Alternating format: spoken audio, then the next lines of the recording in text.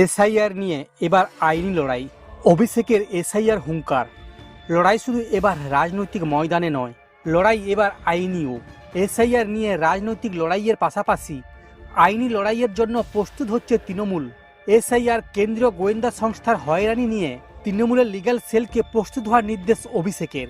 11 November থেকে 20 November পর্যন্ত সব জেলায় সাংগঠনিক সভা করার নির্দেশ লিগ্যাল সেলকে। অভিষেকের স্পষ্ট বার্তা, একদিকে এসআইআর নিয়ে আইনি লড়াই করতে হবে, অন্যদিকে ভোটের মুখে কেন্দ্রীয় সংস্থার হয়রানি আটকাতে দলীয় কর্মীদের পাশে দাঁড়াতে হবে।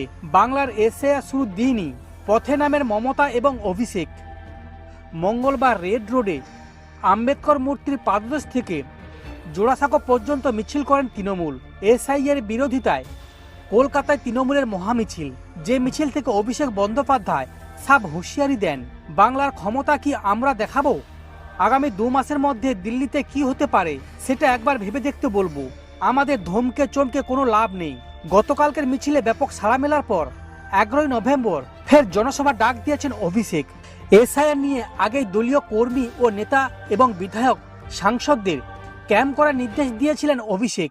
একই সঙ্গে নির্দেশ দিয়েছেন ওয়ার্করুম খুলতেও। 6200 ক্যাম্প, 294 ওয়ার্করুম। অভিষেকের এসআইআর স্ট্র্যাটেজি, বিএলওদের সঙ্গে বাড়ি বাড়ি যেতে বলেছেন। অভিষেকের কথায় প্রকৃত ভোটারদের নাম বাদ যাচ্ছে। কমিশন ঠিক কাজ করছে কিনা দেখতে হবে, কারো নাম যেন বাদ না যায়।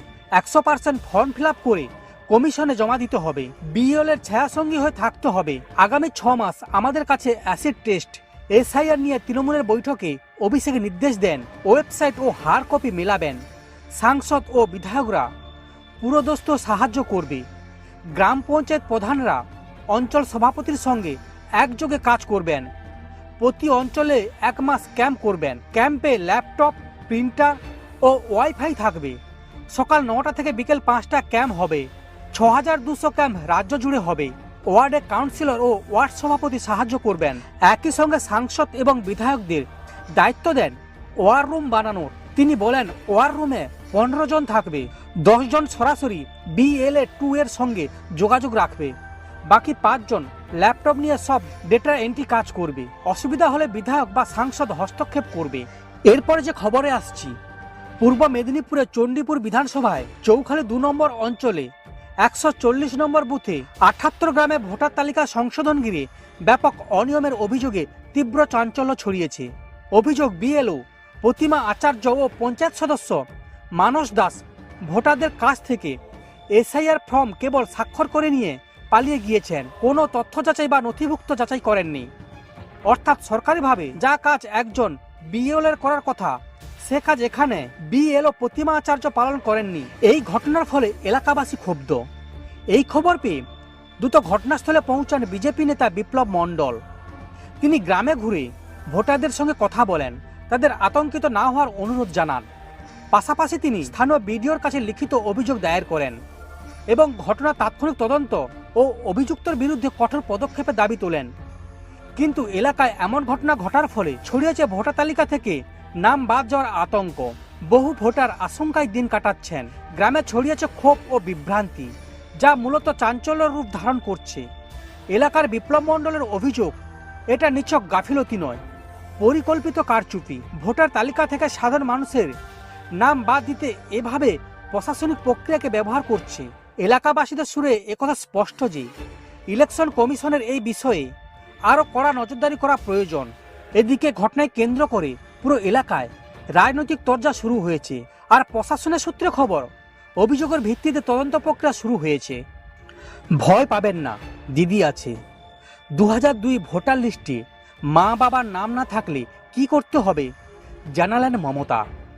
কমিশনের নির্দেশ মেনে মঙ্গলবার থেকে ভোটার তালিকায় বিশেষ নিবিড় সংশোধনের কাজ শুরু করেছে কমিশন নথিভুক্ত বুথ লেভেল অফিসার বা বিএলওরা। আর এদিনই কলকাতার মহামিছিল থেকে জোড়াসাঁকোর সভা থেকে রাজ্যবাসীকে আশ্বস্ত করে মমতা বন্দ্যোপাধ্যায় বললেন, আমরা থাকতে বাংলায় একজন যোগ্যর নাম বাদ দিতে দেব না।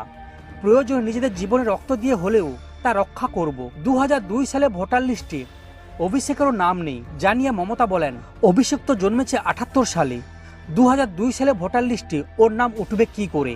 ও তো 2006 সালে প্রথম ভোটাধিকার প্রয়োগ করেছে। এসআইআর ঘোষণার পর ইতিমধ্যে রাজ্যে বেশ কয়েকজন আতঙ্কে আত্মঘাতী হয়েছে বলে অভিযোগ। এ ব্যাপারে যাতে আর একটা প্রাণও না যায় বরা ভয় দিয়ে মমতা বলেন, 2002 সালে ভোটার লিস্টে যাদের মা বাবার নাম নেই তাদের বলছি, বিজেপির কথায় অযথা প্যানিক হবেন না। নিজেদের মূল্যবান প্রাণ এভাবে নষ্ট করবেন না।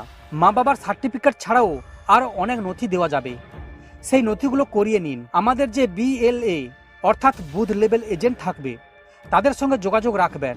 তা বলে বিজেপির ক্যাম্পে ভুল করে চলে যাবেন না। মমতা এও বলেন, মনে রাখবেন আমরা থালা বাটি বেচে হলেও আপনাদের সাহায্য করব। আমাদের ভোট আমাদের অধিকার, এই হক আমরা কেড়ে নিতে দেব না। প্রয়োজনে বিজেপিকে উৎখাত করে দেব, জান দেব, কিন্তু মান কেড়ে নিতে দেব না। একই সঙ্গে মতুয়াদের পাশে থাকার বার্তা দিয়ে মুখ্যমন্ত্রী বলেন, মতুয়াদের কার করে দেওয়ার নাম করে ক্যাম্প করে তাদের কাছ থেকে টাকা নেওয়া হচ্ছে, এসব ফাঁদে পা দেবেন না। আমি ঠাকুরবাড়ির নামে শপথ করে বলছি, আমি থাকতে আপনাদের কোনো ক্ষতি হতে দেব না, রক্ষা করবই। তিনিই প্রথম সচিত্র ভোটাধিকারের দাবিতে আন্দোলন সংগঠিত করেছিলেন।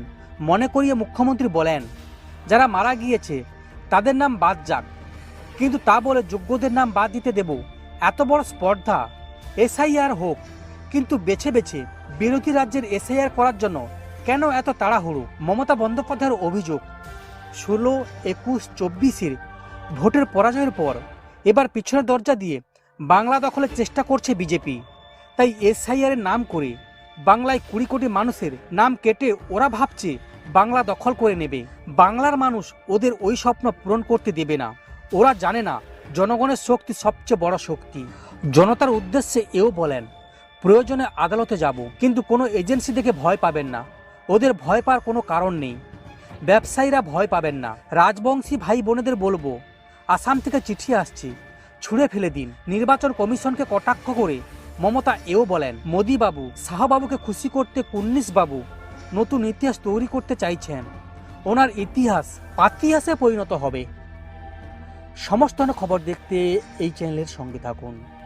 ধন্যবাদ।